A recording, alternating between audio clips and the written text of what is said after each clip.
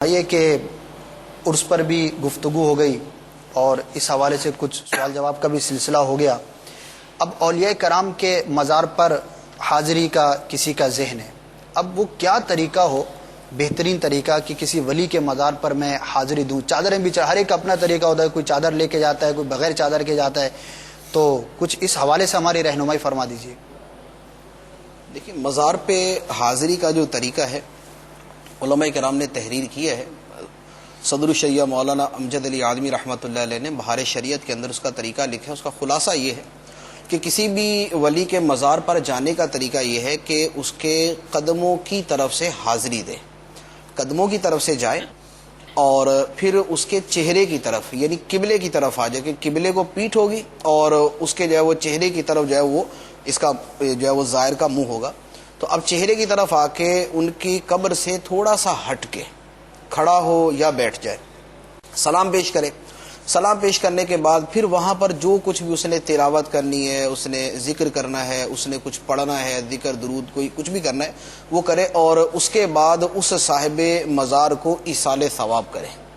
اور اب اس کے بعد اگر اپنی کوئی حاجت پیش کرنی ہے تو اس کا بھی سب سے احسن طریقہ یہ ہے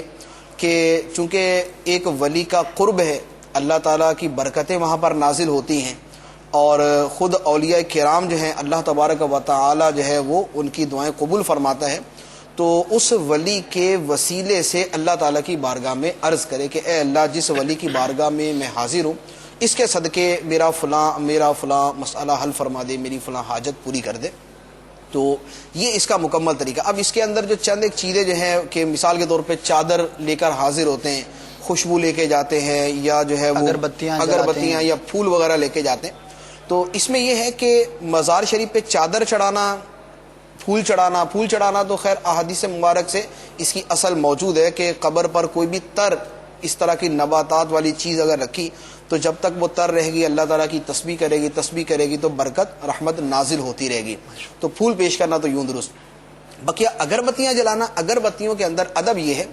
کہ اگربتیاں جو ہیں یہ قبر کے بعین ہی اوپر جلانا منع ہے، صحیح، کیونکہ اگربتیوں سے دھواں نکلتا ہے۔ تو اب قبر کے اوپر جو ہے اگربتی جلائی اور دھواں نکل رہا ہے تو ایک بدشگونی کا جو ہے نا وہ ایک یعنی وہ علامت بنتی ہے کہ یہ معاذ اللہ کو دھواں نکل رہا ہے، آگ کا دھواں نکل رہا ہے، تو اس لیے قبر کے اوپر جو ہے اگربتی نہ چلائی جائے۔ ہاں تھوڑا سا ہٹ کے ہو اور اس میں نیت صاحب قبر کو خوشبو پہنچانے کی نہ ہو کہ اس کو جو خوشبو پہنچ رہی ہے اس کا مقابل ہی کوئی نہیں، صحیح، اور اور دوسرا اس کو اس خوشبو کا نہ کوئی فائدہ نہ کوئی اثر۔ ہاں جو وہاں پر زائرین حاضری دیتے ہیں تو خوشبو جو ہے ان کی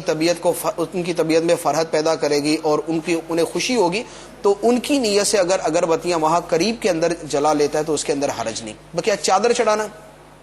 مزار پہ جانے پر چادر چڑھانا کوئی ضروری نہیں ہے، ٹھیک ہے، اگر چادر چڑھا دیا تو اچھی بات ہے۔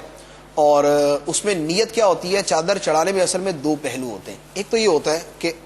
آپ کبھی کسی قبرستان میں جائیں، اب وہاں پر اگر 1000 قبریں اور کسی ایک قبر کے اوپر چادر چڑھی ہوئی ہے نا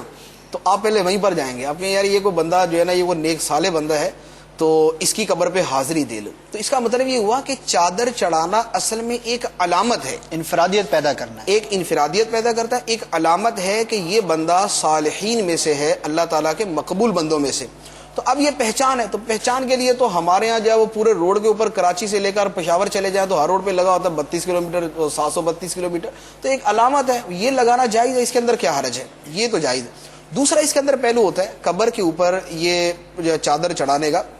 کہ اس میں اس ولی کی تعظیم ہے۔ جو چادر چڑھانے والا اس سے آپ پوچھ لیں کہ آپ کیوں چڑھا رہے ہیں، دوسرے پہ کیوں نہیں چڑھا، وہ یہی کہے گا کہ بھئی ان کی تعظیم کے طور پہ چڑھایا جا رہا۔ اب تعظیم جو ہے وہ اس قبر کی نہیں، اس صاحب قبر کی اصل میں تعظیم ہے۔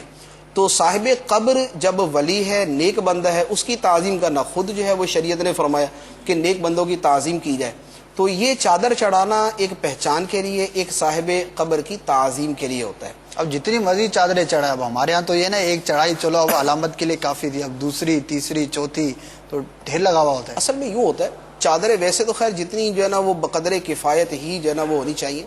لیکن یہ جو بہت ساری چڑھاتے ہیں اس میں بھی کوئی حکمت ہوتی ہے۔ وہ کیا ہوتا ہے؟ جیسے داتا صاحب رحمۃ اللہ علیہ دیکھا ہوگا، وہاں چادریں چڑھا رہے ہیں، کافی ساری ہوتی ہیں، وہاں پر کوئی شخص آتا ہے، وہ اس صاحب مزار کی قبر سے جو متصل کوئی چیز ہے وہ اس کی خواہش ہوتی ہے کہ یہ مجھے مل جائے، یہ مجھے مل جائے، تو یہ اس ولی کے قرب کے اندر یا اس کی قبر کے ساتھ مس ہونے والی جو چیز ہے وہ ایک بابرکت ہوگی. میں اسے اپنے کفن میں رکھوں گا، میں اسے قرآن پاک کے غلاف سی لوں گا، یا میں اس کو گھر کے اندر جو ہے وہ سینری وغیرہ بنا کے اس کی رکھ لوں گا. اور آپ نے بہت دیکھے ہوں گے اس طرح کے بہت سارے لوگ کہ پورے جو دنیا کے مزاروں کی چادریں انہوں نے جمع کر کے اور کوئی آتا ہے تو بنایا ہوتا ہے، اس کو دکھاتے کہ یہ فلاں جگہ کی چادر ہے. تو یہ اصل میں ان کی برکت حاصل کرنے کے لیے. تو اب اگر یوں چادریں زیادہ ہو گئیں کہ چادریں مستقل نہیں رہتی بلکہ جو جواز کی صورت ہے کسی کو دینے کی، تو کوئی آتا ہے، کوئی امیر آ گیا یا کوئی غریب آ گیا یا کوئی ظاہر آ گیا تو اس کو وہ چادر دے دی، اٹھا لی جاتی، یوں چادریں اٹھائی جاتی رہتی ہیں، نہیں آتی رہتی ہیں. تو اب اس طور پہ اگر زیادہ چادریں تو کوئی حرج نہیں. اعلیٰ حضرت رضی اللہ تعالیٰ عنہ کا اس پر ایک رسالہ بھی ہے فتاوی رضیہ شریف کی 9ویں جلد کے اندر، بریق المنار بشموع المزار، مزار کے اوپر جو چراغاں کیا جاتا ہے، روشنی کی جاتی ہے، اس کے بارے میں. تو اس میں یہ چادریں چڑھانے کا مسئلہ بھی اس میں کافی تفصیل سے بیان کیا گیا. ماشاءاللہ، جزاک اللہ.